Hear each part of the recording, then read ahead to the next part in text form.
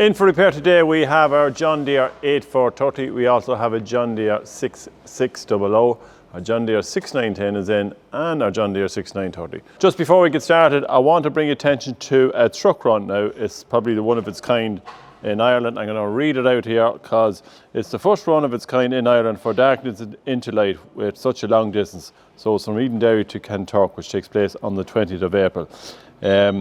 It would be great for the hauliers of Ireland to get behind such a great woodworthy cause, and it's the Charities in Aid of So Sad. So it looks like it's going to be a great few days fun in Kanturk. So they're actually going from Edenderry to Kanturk, taking place on the 20th of April. And yeah, we have all the information is there on it. So number one, an actually great cause, and number two, I'd say great bit of fun to be had as well from Edenderry to Kanturk. Also a belated happy birthday to Eugene Walsh all the way from Tipperary, who is a great lover of the channel. He turned 65. I should have put in last week, Eugene, so anyway, happy birthday. And also to Claire Finnegan, who turns 20. Claire is up the road here next door to us as well, so she'll be probably mortified when she hears this, but happy birthday, Claire. So first of all, we'll head over to Mick. Bit of service going on the John Deere 6930. Mick has been at it there the last hour or so. Mick, what's... No, a bit yesterday. You did a bit yesterday as well. Okay, right, so we're looking at full service on it. Yeah.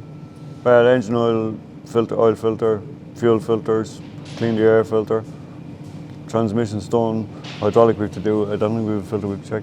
Okay. Just draining down there at the minute. Yeah, lights, a few of them, one light gone, that's done, new bulb.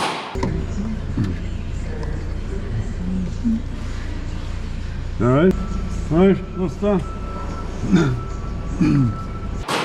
I have a few weeps, and the diesel, the inlet pipe is that braided fuel line. But there's 12,000 hours and it says the original. You're not a lover, Mick, of the fuel system, the way the filters are done on it? No, normally I never had any problem, but this one was a pure dog yesterday to bleed. I ended up filling the filters, which I don't like doing.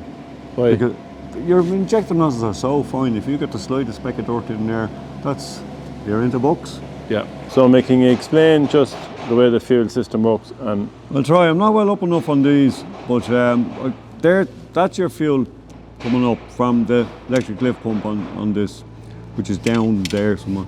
And then it's fed from out through there, in through here, and into, I'm guessing, a low pressure pump mechanically driven from the engine. Yeah. So if we turn on our ignition, we should hear that electric pump buzzing away. You will, yeah. Oh, we can't at the minute because we've hydraulic filter off. But then I think it's coming around somewhere or other into this one, and then feeding into the high pressure pump. Okay. I imagine they're happy enough to one filter for the low pressure lift pump, and then the high pressure. Because I don't know, does that electric switch off after a period of time when it's on? I'm not sure if they're on all the time. This one, I had a leak there on that hose somewhere around there. Well, the pipe is soaked the whole way down. It's very hard with that braided stuff. I trimmed that back. Took about 2 inches off it because it tends to break. No harm to change them pipes every so often. They do kind of. Yeah. Get a bit weepy, don't they? It was an absolute dog to bleed. I ended up filling the filter switch. I don't like doing, as I said, because you can introduce dirt into the system. Like if your fuel this way goes through the filter and it's cleaned, whereas if you start filling it, it's gone. You could be in on the filtered side. The wrong side. Now, in fact, John Deere, I think it's the 7820s. When you get a filter, they come with a funnel, because you will not get them to start without filling the filters. So we don't have a bleed screw on our first water separator, even though you can loosen off that bung, which I'd say someone did at one stage. That one? Well, I did it off yesterday. Oh, had you? Right, the bonnet's rubbing off it then. Right, okay. But we do have a bleed screw on the second filter. There's your bleed on, that's your second filter, definitely, because the fuel is coming here to this one. I'm assuming then it's going, as I said, in through here into the low pressure lift pump, and then feeding somewhere or another out to this one. But which way it is, you'd have to start pulling pipes and spinning it. I don't want to mess all over the place. Like I said to you there 2 or 3 weeks ago, one of the 6910s ran out of diesel. Well, it ran out of diesel. The gauge was showing half full. The flow must be sticking. But it had a one-way valve down there on the pipe, and I could not get the fuel to flow. And the 6910, the pump is in the tank. You can't hear it running. You're whacking the tank. So I pulled off the one-way valve, and it pumped the diesel out. Whatever it was, the pocket of air wouldn't allow the one-way valve to open to allow the fuel to go through it. Once I ran it to the one-way valve, then I had fuel coming out here, no problem. But diesel fuel systems can give you all sorts of variance and fun, particularly if they're run totally dry. You know, these are not that easy just to bleed. I found always that they were very hard to bleed compared to the older systems there. Although You had the glass filter on the side of them and you just... The one thing with push this it is around. the electric pump. Once the ignition is on, you're pumping. Whereas another yoke, you'd be hearing, guaranteed the filters are on this side, the lift pump is on the far side. You have to so go you around run and you have to around, prime them, and then you have to have it on off cam on the lift pump. Anyway, Sean sorted it out for you, he said. Yeah. Yeah? Sean was away yesterday on his holidays. Huh? Sean was a horse planting there, so he got a bit of a break from An the workshop. outing. When am I getting one? He's back today. Mick, you don't want to go in the first place anyway. So No, I did Mick is not. always happy here. 9 to 5, isn't it, Mick? Ah, yeah. Can't be it. About time at this stage in my life to be relaxing a bit, isn't it? Absolutely, Mick, Yeah. absolutely. Right, well, look, we have fuel... We have a running, but unfortunately I filters can't start it because we've transmission, our hydraulic filter off and we piss it Okay, everywhere. we'll spin around to Sean there on the far side. He's, I think, underneath it there. We sent Sean in to do a little bit of a service. He's taking the back end filters off the 6930, but he seems to be being replaced here by Buddy, who has taken a little bit of a love to the 6930 and is very comfortable looking. Aren't you there, Buddy? Yeah, hasn't even time to look up there. So, any sign of Sean on that yet? We're keeping an eye on Sean. Anyway, I think Sean is lining up again a wheel there somehow, but you need to get back in here. We've replaced Buddy, and I'm going to head in with Sean here just to see the difficulty here in getting some of these filters off. So we've dial filter change now. One thing, little square for the end of your bar, but they're notorious for shearing so there, or breaking or warping so there. You can break them here or here or here. Just be careful with them really, and make sure you've good pressure up underneath it and don't go mad at it. Another thing, when you do have it loosened, obviously it's a tight enough spot. You're not gonna. It's not like an engine filter or a fuel filter where you're just gonna take it out from the side and straight into your drain. This, loosen it out slowly and then just let the drain oil drip out of it. There's no point in staying yourself with the grinder running down your sleeves. Try to keep the job tidy. Hydraulic filter, there's a housing for that, and then it has filter. So, and there's a, you can put a sock in the back, bottom of that, so it's not too bad. But Right? Yeah.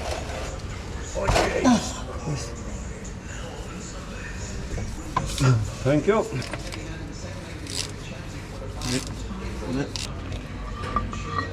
You up your fucking sleeves. dirty old job. Little bit of work going on regarding suspension there on the John Deere tractors. We have our 8430 in, and we also have the 6910. Now Shane Hubbles is in, and he is the man who's going to gas them up. Not a man for the camera, but great man to get the job done. You might know him there. He's Darren's brother who works here. So we'll talk to him maybe in a second. Might get a word with him yet, you wouldn't know. But we had to take down the main frame, and Sean has done that just to have it ready for Shane. What have you to do there, Sean? There's two bolts at the back on the axle, and just a stand-away frame that he can get in. Yeah, a little bit awkward on this because we have our front linkage on it. Yeah. But as you can see here, these are the accumulators that have come out of it. And by God, there is a bit of weight on them, isn't there? Yeah. Now, I suppose to have been on the tractor is 08, so we just found it very bouncy on the road. And it's important to keep the accumulators right, because if they're not, if your suspension is not right, all your running gear, your drive lines and that might just run a little bit of an angle, and that can cause a lot of problems on the drive ends and that. So we just said we do it now. Not a cheap option. So it's not, Shawnee. It's a good week's wages to you and more, isn't it? Probably 2 weeks' wages, wouldn't be half. and that's for each of them. Yeah. So look, we just had to go away ahead and we bought them in a stock order, and we got them there the other day. So we have. Now Shane has come and put them in. As we said, there's 4 of them on it. But these 2 are busted. They weren't holding the pressure. No. And we had tried re-gas them, but they only worked for so long, and then the gas on them again. And you would feel it along the road, because with the ILS and the 50k on that tractor, when we had the Canoe, it was the smoothest tractor we had in the place. But now, the last time we had it, it's just so bouncy, and it was in the plough, so we just said, here, we go and get it done. Now, when we had Shane in as well, and he's busy there, seeing with his head down there, checking the 6910. So the 6910 also was a little bit bouncy on the road, Sean. Solid on the road, so there was nothing in your front suspension at all, so there wasn't. No. No. And we do reckon it's the Accumulator. accumulator. So what we're going to do is, Shane is going to take that one off. He can test them, he can pressurise them, and he can get them, hopefully get it up and running. Now, it may not be gone at all, but just when we have it here. We also have a 7810, which we're going to bring in as well. 7810s can be a little bit running hard on the road as well. Look at, I suppose, when you just see the the modern tractors compared to the older ones, they are obviously more comfortable because they have the cab suspension, but just important to have your TLS, have that working correctly, and have your accumulators just checked out. It's not a big job to get them done, and it's not overly expensive to get them refilled once you don't have to replace them. So that's really what we're going to do here. We're going to take this one out, and you wouldn't know, would you, if it's gone or not by listening? No. I'm only draining the aisle out of here to take them off, yeah, and check them. So the proper way to do is to drain the aisle out, yeah, and then take the accumulator completely off it. Just take it off, and handy is to stick it in the vice and check the pressure on the thing, yeah. And can you do it in situ, or is that just not such a good job? Well, you can, it's just handier doing it on the vice, not laying on the ground or anything. Yeah, and then 7, 8, 10, it's a little bit more, it's different again, is it? But down on the chassis, Yeah, these two are handy enough to get out. Yeah. The amount of times like you would re-gas these, there's probably lads running older tractors and no gas in the bottles at all, is there? Oh, sure, probably is, yeah. How often would you want to get them checked out? Every 5 or 6 years, maybe even less, maybe? Every 3 years or 4,000 hours, something like that, I think it is. Yeah. 3 years, usually the way it goes.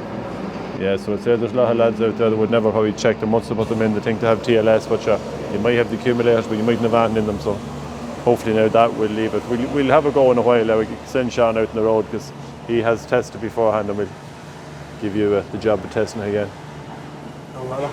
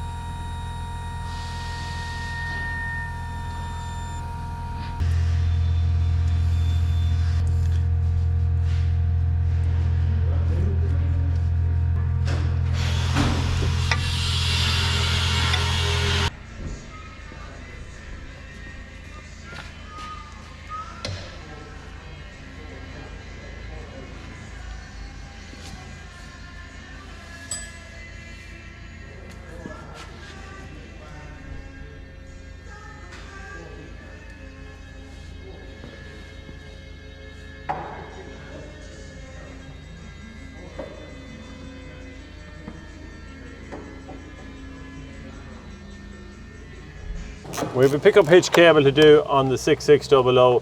A little bit sticky there, and generally what would happen is they'd pull it asunder and break it, or they'd break it up here anyway. So we're going to just replace it.